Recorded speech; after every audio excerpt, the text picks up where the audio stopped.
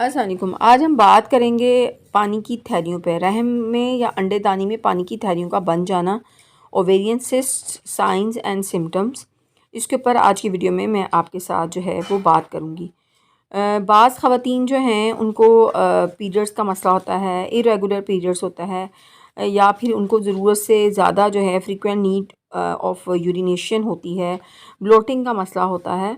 तो इस कंडीशन में या वो प्रेग्नेंट नहीं हो रही होती, इनको इनफर्टिलिटी का मसला होता है, बांझपन का मसला होता है, तो डॉक्टर जो है उनको अल्ट्रासाउंड करवाने के लिए कहते हैं। और जब अल्ट्रासाउंड करवाया जाता है तो उसमें ओवेरियन सिस्ट जो हैं वो शो होती हैं, जिस पे ख़वातीन जो हैं बहुत ज़्यादा परेशान हो जाती हैं कि अब क्या किया जाए। और उनके माइंड में सबसे पहले यही आता है कि अब इसका सर्जरी ही इसका इलाज है। तो ऐसा नहीं है।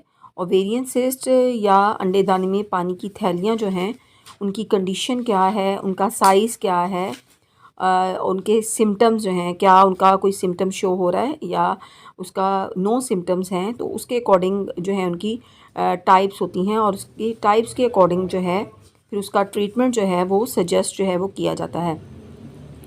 अब वो सिस्ट जिनका साइज़ जो है 6 सेंटीमीटर से कम होता है और वो कोई सिम्टम शो नहीं कर रही होती हैं, और आप किसी और रीज़न की वजह से अल्ट्रासाउंड करवाते हैं, पेल्विक अल्ट्रासाउंड आप करवाते हैं, तो उसमें वो शो होती हैं, तो ऐसी सिस्ट को सिंपल सिस्ट जो है वो कहा जाता है, जिसको ट्रीटमेंट की ज़रूरत नहीं होती है। डॉक्टर उसको एवेल्यूएट करते हैं आफ्टर 2 और आफ्टर 3 मंथ्स और देखते हैं कि क्या उसमें साइज़ में इंक्रीज़ तो नहीं हो रहा है। और दूसरी जो टाइप की सिस्ट हैं जो सिम्टम्स के साथ जो है वो होती हैं, जिसमें आपको जो है पेल्विक पेन होता है, आपको प्रेशर फील होता है इन योर बेली, उसके साथ इरेगुलर पीरियड का मसला है, आपको इनफर्टिलिटी का मसला है, ब्लोटिंग का मसला है, या फ्रीक्वेंट नीड टू यूरिनेशन जो है वो आपको फ़ील होती है। तो ऐसी जो सिस्ट होती हैं इनको कॉम्प्लेक्स सिस्ट कहा जाता है और इनका साइज़ जो है वो 6 सेंटीमीटर से ज़्यादा का होता है। तो ऐसी सिस्ट जो है जिससे आप जो है वो प्रेग्नेंट नहीं हो रहे, आपको इनफर्टिलिटी का मसला है, तो उस कंडीशन में फिर इस सिस्ट को जो है रिमूव किया जाता है। There are 2 options. The first one is laparoscopy, जो कि बहुत ज़्यादा स्पेशलाइज्ड जो है एक तरीक़ाकार है, जिसके अंदर कैमरे के ज़रिए जो है उसको फिर जो है उस रिमूव जो है करके देख के और उसको फिर रिमूव जो है किया जाता है।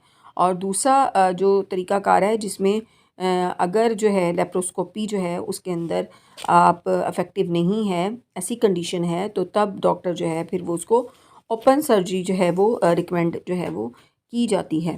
अब यहाँ पे आपको ये भी बताती चलूँ कि जो ज़्यादातर सिस्ट होती हैं, घबराने की बात नहीं है, क्योंकि ज़्यादातर जो मोस्ट ओवेरियन सिस्ट होती हैं वो कोई सिम्टम शो नहीं कर रही होती हैं और वो अपने आप ही जो है वो चली जाती हैं। और ये जो सिस्ट होती हैं ये फ्लूइड फिल्ड सिस्ट होती हैं। ज़्यादातर जो कॉमन टाइप ऑफ सिस्ट होती हैं वो फ्लूइड फिल्ड सिस्ट होती हैं।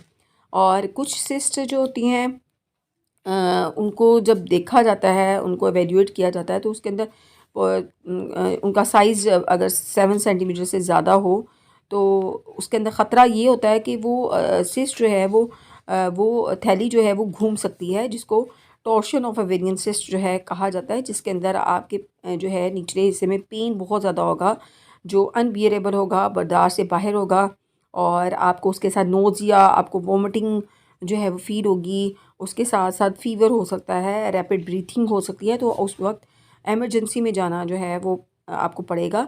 तो इस केस में जो है फिर उसको जो है वो सर्जरी ही उसका हल जो है वो होता है।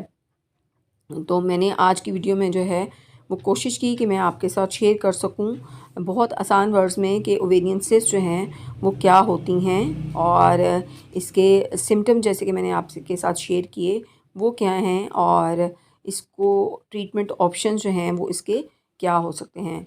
उम्मीद है कि मेरी बाकी वीडियोस की तरह आपको ये वीडियो भी अच्छी लगी होगी।